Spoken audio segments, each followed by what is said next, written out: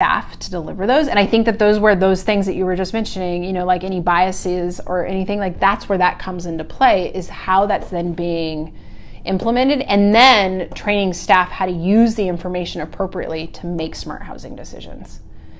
Because frankly, I see less, I mean, I think it's definitely out there in terms of biases around race. I see it a lot around sexual orientation. People are like, transgender people, oh, like they can hardly utter the words, let alone know what the words mean. And then, I mean, this is how bad it is, that we had to have interpretive guidance to say it is inappropriate for you to, if you have, say, a transgender woman, you know, so a man who is born biologically a man and is now transitioning to a woman, who hasn't undergone gender reassignment surgery, so still has a penis, yet has been taking hormones and so has breasts. It is inappropriate to have a woman search the top part of the person's body and a man search the bottom.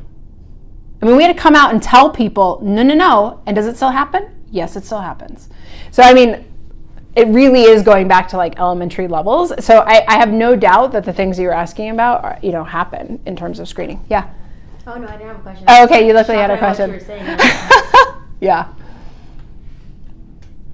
Yeah, Nils. So you said that juvenile being under 18 is a risk factor, but the statistics that you showed indicated that even though there's, you know, obviously it's within the margin of error. Sure.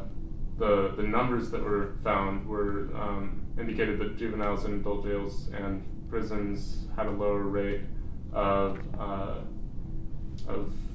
you know, victimization than adults in adult jails and prisons. And I'm curious, you know, why is it then that being a juvenile is a risk factor? That's a good question. I'm not sure I know how to answer that. I mean, I think the one thing though to think about is that, you know, those numbers, I think I looked and it was something like, you know, 1,000 juveniles in adult facilities versus, you know, like 200,000 or whatever of adults in adult facilities. And so then if you do the math, just the frank math of like, well, what's one, you know, let's say 2% of juveniles that are confined in adult facilities versus 2% of all adults confined in facilities. I mean, that number is going to be a lot larger in the juvenile, you know, so I don't know. I mean, we just know that they're at risk. Like that is one of the things. It's not the one and only thing, like it's a lot of things. I mean, you might get a 17-year-old in there who, you know, is built like a linebacker. Well, he's probably, as a man, let's say, he's probably at less risk than someone that comes in that's slight of build. Being white is a risk factor. Being slight of build is a risk factor. I think you saw it up there, being college educated is a risk factor. Your first time in a facility. Being gay, being a man and being gay in a male facility, being a transgender woman in a male facility, all of these are risk factors. Now, does you being under the age of 18 in an adult facility mean you are absolutely going to be victimized? No, but that's one of the things that facilities need to pay close attention to in making those smart housing decisions. It's quite possible that the facility, maybe it's a minimum security facility, you know, and it's, you know, maybe like an honor camp of some sort. And so people, you know, generally are there on good behavior and they want to get out and get back to their lives outside this confinement facility. Maybe they'll be okay. And maybe that isn't actually a risk factor at that facility.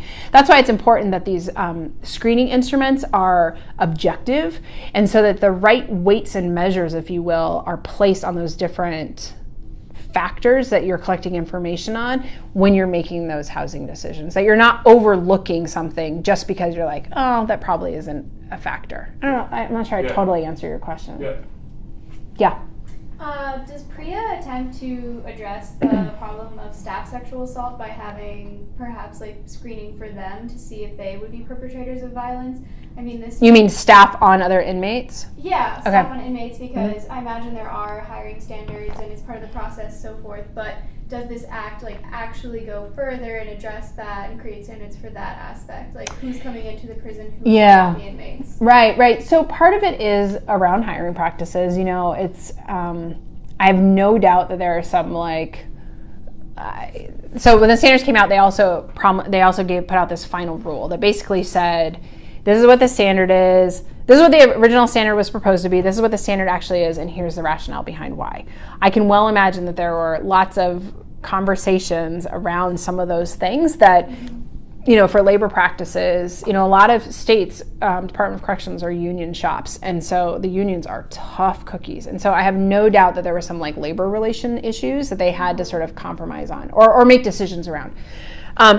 So there are standards in there about hiring practices and about promotions and about background checks, and it doesn't get as into the weeds around like these are the kinds of questions you should be asking during an interview, that kind of thing.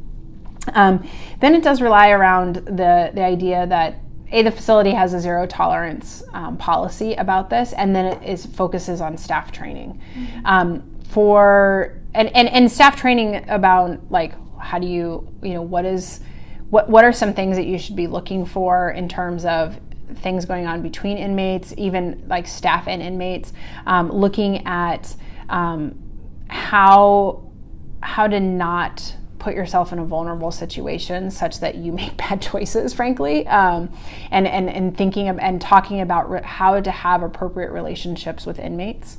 You don't share personal information, you don't, do favors for them, you don't bring things in for them. So that's part of the training.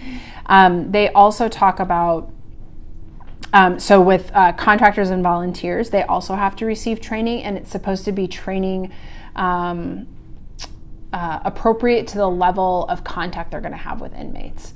So, like medical staff a lot of times is contract, so they will get the same kind of training that employees get. But, if you're just coming in for a visit, like a tour, the facility should at least give you a brochure or something saying we're a zero tolerance policy. If you see anything that's going on that doesn't seem right, you need to tell someone, here's how you can tell, that sort of thing. So it's sort of monitored. Did I answer your question? Mm-hmm. Okay.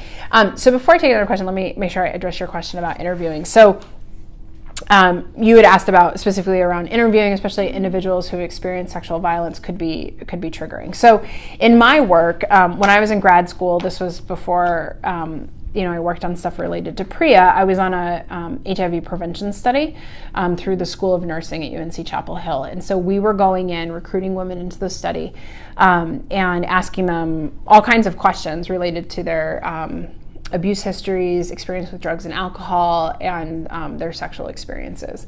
And then they'd go through an intervention, and then we would do a follow-up interview while they were incarcerated, and then visit them 4 times once they got released. I'll be honest, I received no training on any of this. Like, I look back now, it's one of those like, oh man, if I would have known then what I know now, I'm not sure I would have taken that job. It was a great job. But fast forward to now, and in terms of interviews, I don't actually go out and interview inmates, but the auditors do. That's part of one of the things they have to do, is they have to randomly select staff, and they have specialized staff to interview, but then they randomly select staff and inmates or residents to interview, and it's the auditor has to select, because you can only imagine that if you let the facility select, that there might be some, they'll cherry pick.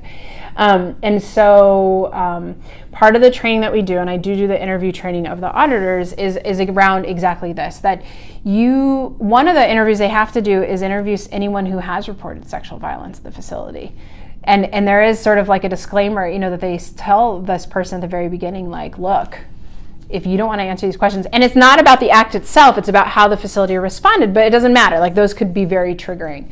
And so one of the things the auditors are required to do is, prior to even coming on site at the facility, is to make sure that they communicate with the facility, and if possible, have a conversation of someone that inmates can be referred to if they need to talk with someone as a result of having participated in the interview. So that's one of the checks and balances. One of the things I also stress is that you never know who from the staff has experienced sexual violence, or frankly, even of other inmates or residents that come in who haven't, there aren't on the books as having reported, but we just saw like the reporting rates are atrocious. And so being cognizant of sort of physically how someone might be reacting, things that they may be saying that may be an indication that this is a trigger for them in some way, and how to offer them assistance. Again, referring them to that person, and even for staff, knowing what options are available. If it's an employee assistance program, if there's a community provider that can be on hand to provide assistance, that kind of thing. So those are some of the things that we do in terms of working with the auditors.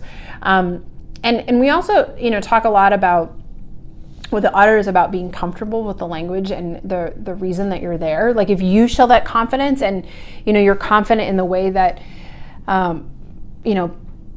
people, and I've had this experience with, especially with youth, they like to test you to kind of see where you are, to see if you're trustworthy, to see if they can talk with you. And they may throw some stuff out that is very shocking, and sort of how you compose yourself and present yourself is a really important factor there in terms of, handling it with decorum, not being thrown off when someone says something that is frankly shocking, which has happened to me, and then how you respond and then carry on with that interview. Does that help answer your question? Okay, I'd be happy to talk more about it. It is a really interesting part of all of this. And for auditors, there are correctional audits that take place. There are professional organizations that correctional facilities want to be accredited by, and they are audited. But those are frankly very paper-based audits. They set up files. I mean, you literally go into these facilities and they have like a file drawer set up and all these file folders with labels like, well, here's the standard, here's the information about this standard, and here's the information about this standard. Well, that's great. But for the PREA standards, it's not just about the policy, it's really about the practice. And so we talk with the auditors, we have to retrain a lot of these auditors because a lot of them come with a background in those other auditing practices. And we have to say, okay, but this isn't your mom's like audit anymore. Like this is something totally different. So we have to retrain them. And with respect to the interviewing piece, a lot of them have interviewing background, but it's because they've been investigators. So it's like an interrogation.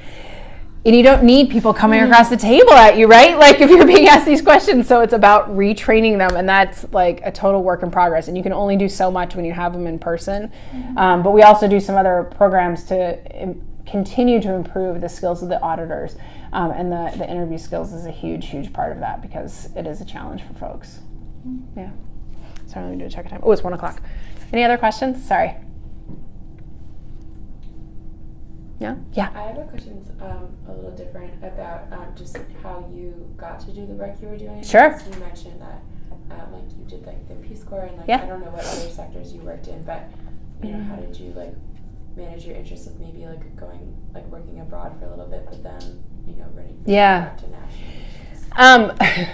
So none of it makes sense, but I'm happy to share. So I have a chemistry degree, as you heard. I didn't want to be a chemist when I came out of college. I actually thought about getting a master's in education, being a teacher. But then I was like, I don't want to do that either. And so I'll never forget, I like go into the admissions office and I was like, sorry, I don't want to do this. And they said, they literally like tossed my file to the side. They're like, okay, so you really need to be an admission counselor. So I worked for the university for a couple of years. And I never studied abroad. And so that's actually where Peace Corps came in. And I knew that chemistry was my ticket in. And it was. So I taught advanced chemistry at an all-boys boarding school for 2 years. And then I got like halfway through my last year and it was when I had to make the decision, do I stay or do I come home? Peace Corps is 2 years plus your training. So it's like 27 months.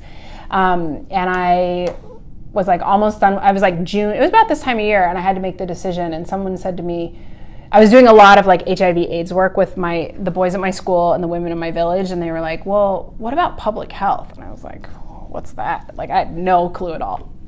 So I started looking into it a bit more. I'm like, oh, public health. Like that seems like a good venue for me. Anyway, so I ended up staying a third year and I switched from teaching to Peace Corps. Not all countries have this, but it was called a Peace Corps volunteer leader. So I was sort of like a hybrid. I wasn't staff yet. I was still a volunteer, but I like did trainings and like would go out and develop new sites for volunteers, that sort of thing, and focused more on school health. So I worked for some non-government organizations. I worked on like a magazine and a TV show and stuff for HIV AIDS stuff focused at youth. And then I applied to graduate school while I was overseas in public health. Anyways, long story short, when I when I went to graduate school, I was living in LA and I drove across country to North Carolina, and I'm like in Nebraska or something, and I get this phone call saying like, we'll pay your in-state tuition if you can find a job on campus that'll pay, or we'll pay your out-of-state tuition if you can find a job that'll pay your in-state tuition.